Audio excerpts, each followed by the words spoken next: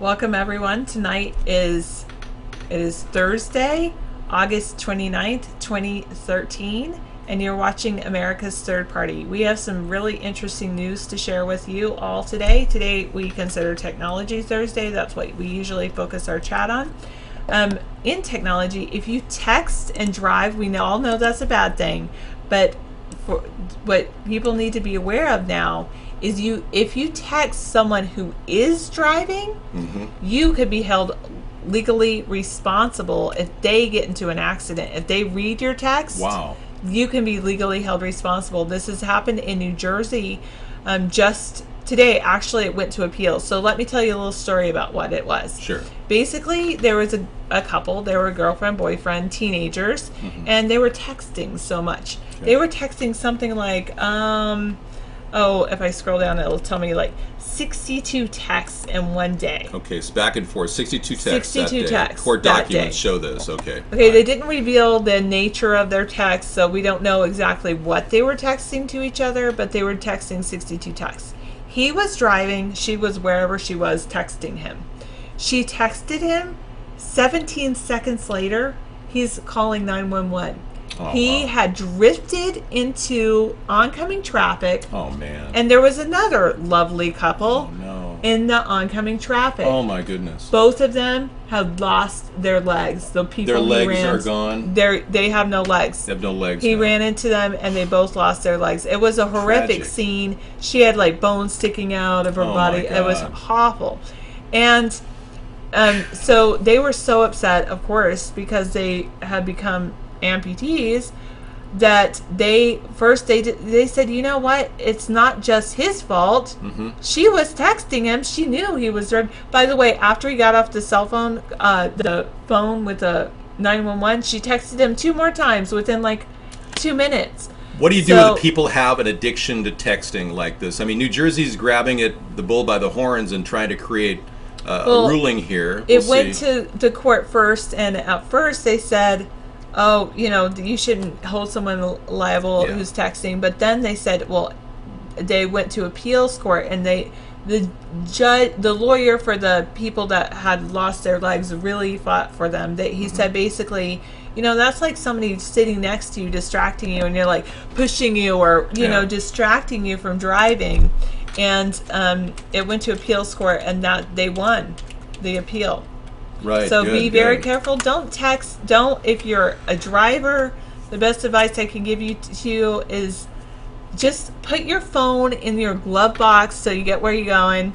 Yeah. Don't pick up your phone for texting or for phone calls or anything. Now, they did say it's probably in extreme cases. Yeah. Obviously 62 texts in one day from one person is pretty extreme.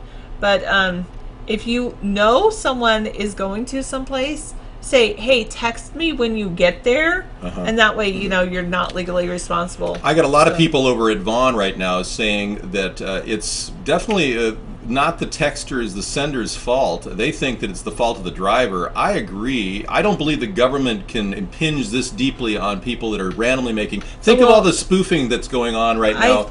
In America, all the spoofing where somebody grabs your cell phone number and sends a call and you think it's your friend calling. It's not. Who are you going to prosecute? Well, the spoofers? The thing Seriously. is that if you texted me and said, I'm driving, right, or I'm getting in my car heading to wherever, and then I text you right back. Yeah. I mean, obviously that's not wise on my part either. So I think it's just one of those things. But it is pretty extreme, and I just want everyone to be aware of what's happening. Now, also related to cars, I want to bring up another article. Okay. Let me see if this guy is actually on the screen. He I probably may move is. him over a little bit. No, This he's not. wait, he will be. I'm going to pull him up. His name is Inuit Budistanu. I might be reading his name wrong. He's from Romania. He's only 19. Okay. He won Intel Science Fair last year, and what he did is he has really cool technology which it's like basically trying to reduce the cost of a self-driving car. Well, we know that Google has been doing research into self-driving cars. Yes, they but did have. you know that the research, what they want to use on a self-driving car, costs $75,000 per car? Per car, really? Okay. It's called high-resolution 3D sonar. Motion detector, sonar, the Motion whole detector. He wants to use low 3D, Low-tech. 3D sonar, Right. along with cameras on the side of the vehicles. Good idea. And the Good idea. cameras uses artificial technology, artificial intelligence. AI. So it reads the cameras and says that's a curb, that's a car, that's an object. Now, I have to say that he did something like 50 tests. 47 of them were flawless. 3 of them could not detect a person at about 100 feet. Oh, so So 3 it's of them not actually perfect. caused driving problems? Here's Now, a these were simulation. simulations, of course. These weren't All right. real, but these were simulations. He says that if you got it a little bit better sonar, so not like high tech or low, but somewhere in the middle, that it would be a lot more effective. He's going to be in Romania. He has a venture capitalists that are going to pay him to, and he won a $75,000 scholarship for his work with Intel. Well, that's good. But At least a rewarding, intelligent thought. That's nice. and he Thank you. has funding from a Romanian company to begin testing a prototype this summer. So, Good. you know, there are, the cool thing about a self-driving car, this article goes on to talk about how basically, you know, we can reduce the number of accidents because you're relying on technology that can sense things and stop in time. Right. And rather than human involvement. So it's just, you know, you would be driving, but I'd be doing it better. Different yesterday at Battle Camp says self-driving will reduce the amount of new roads needed by cars driving closer together. So basically the symbiosis of all the cars, when you look at animals flying together Yeah. in unison, you wonder, how do those birds all stay perfectly in line in a V pattern as they're flying overhead? Well, this same technology will be used in the future for cars to get better positioning next to other cars, and traffic will move better. So with they this call it like intelligent hive. traffic, right? I think they call it like hive technology, where like all the cars, if they can speed them up to say move at 75 miles per hour or 80 or 90, they're all doing that. They can actually use it as a grouping of cars rather than just an individual car. Self-driving is represented in Minority Report. That's right. The Minority Report Yeah. with Tom Cruise shows self-driving. Yes, So definitely. lots of things going on. I don't want to trigger your thought processes too quickly here because I know that we've got a lot to cover. I was just thinking Tom Cruise, then I thought of his ex dating this new guy. I mean, your mind constantly shifts gears because we're always thinking of new things that we're being constantly bombarded by in the media. Absolutely. But we're trying to filter through a lot of that and get to some of the real issues facing our country right now. Now, go ahead, Sarah. Real issues facing our country right now. Syria is a huge issue facing Yes, our it is. country right now. Now, you could take this article you read. Sure, the confirmed U.S. claims against Syria, there is no evidence. Folks, we've been getting a lot of propaganda from the left-wing media supporting Obama and even the Republicans about this supposed gas attack that occurred. Well, let's look at this now. Let me say the evidence is it. They claim that there's evidence there, but the evidence is coming via Israel Mossad Right. to the CIA. That same evidence happened. That same kind of trail happened when we went after Saddam Hussein in Iraq. Yeah, the theory of WMDs, remember that? Well, that very same issue came up in British Parliament today. And British Parliament ruled that there is not going to be a major attack from Britain. They're not going to get involved. It was a very close vote, and they've decided that the Parliament, House of Commons, voted down the Syrian measure. This And is just it in. was The United so- States may have to take action against Syria alone, without its staunchest ally, Britain. This is very good, by the way. This is a really good check and balance that Britain has in place, and this is something we need right now. It was 285 to 272, so it was a very close vote. But David Cameron said he will go with what the House of Commons has decided, Right. and he will not be going into sending people into Syria. Good. Now, there is a good reason for this.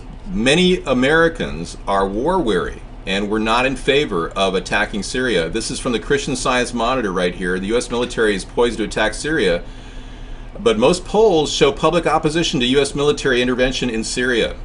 There's more than enough people against this. Most of America is against this right now, so that's a good sign, and it's a good sign that Britain is using the check and balance of the parliament to actually stop this ridiculous rush to judgment by Barack Obama and the Republican Party. I think the big thing is, Americans just want to focus on America first Yeah, and foremost. They're do. like, We want our I country, care yeah. about the people in Syria, but I have my own issues. Yep. And that goes for so many Americans. Okay, there's a new story here. Science fiction turns real. Genetic engineering animals for war. This came in as well from Salon.com. Scientific advances have us on the verge of being able to control and manipulate animals and use that power, tapping into their neurological system. Now, this type of technology has been around since the 1960s. They recruited a cat in the 1960s. Yep. Wow. And this technology called radio frequency manipulation, RF frequency manipulation, and I've talked about this for some time, has been around since the early 60s. In fact, in the November issue of Popular Mechanics from 1965, they actually talked about how the brain of an animal can be manipulated using radio frequencies. Operation Again, I got to Acoustic tell you, Kitty. You guys should check that out. Operation Acoustic Kitty But for all is that like this begs the research. question, why hasn't our government put a warning out that cell phones close to your head can cause damage to your brain? That issue, is very serious. The director of the World Health Organization has stated that yes, in fact, cell phones do cause brain cancer, but no scientists in America are really willing to talk about this, and now they're using animals in war. This is absurd. Go ahead. According to someone in our chat room, MeowTV2, he believes that there has been a new chemical attack. Really? It's not reached the new major news yet, but he is. I say he's a fairly good source of information. I like MeowTV2, so he is stating that. Interesting. It remains to be seen. I must say, I've got some very interesting video to play with you right now, folks, about what I believe is a real reveal as to where Barack Obama is really coming from. Yeah, what is he doing? Well, everybody's worried about Syria, or not worried about Syria, or worried about their own lives and how they can get better. What is Obama really doing to help the world and help Americans? Well, according to Reggie Love, his body man and personal assistant of 3 years ago, for 3 years, Reggie Love worked side by side with President Obama, and he was there during the Situation Room incident where Obama supposedly was looking at Osama bin Laden being killed, blah, blah, blah. If you believe the whole story about Osama bin Laden being killed, you may want to be aware of the fact that Reggie Love has openly stated that he was playing spades with Barack Obama. Check this out.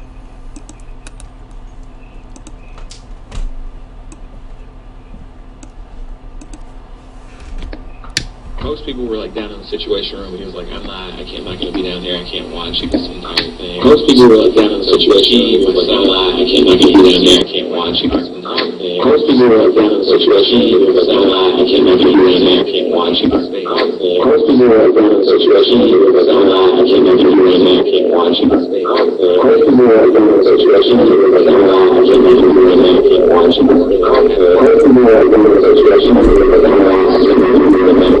Okay, we have some technical difficulties. I'm going to pull out of this. Hang on a second. Let's go back and take a look at that. You're going to want to see this.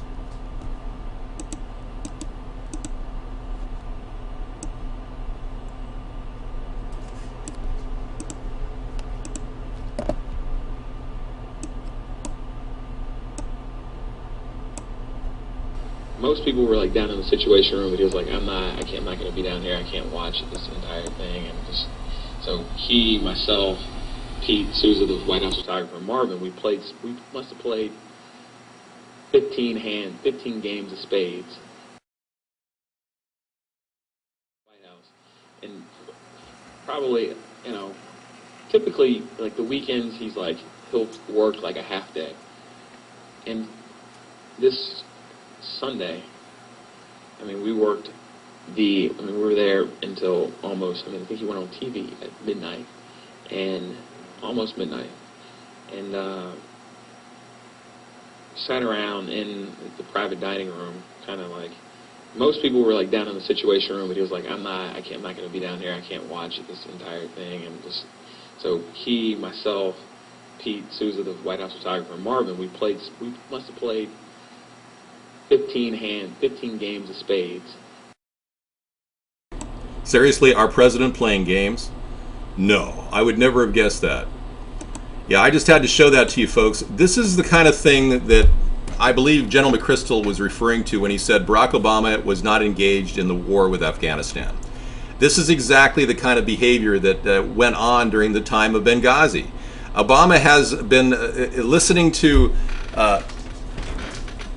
I guess, his teleprompter when he talks to people, but when he's not, he's playing games. He's in the background playing with Reggie Love. It's just a crazy situation. And to look at this and show how Barack Obama really is treating the incredible events that are unfolding under his administration by playing games on the side, it's crazy.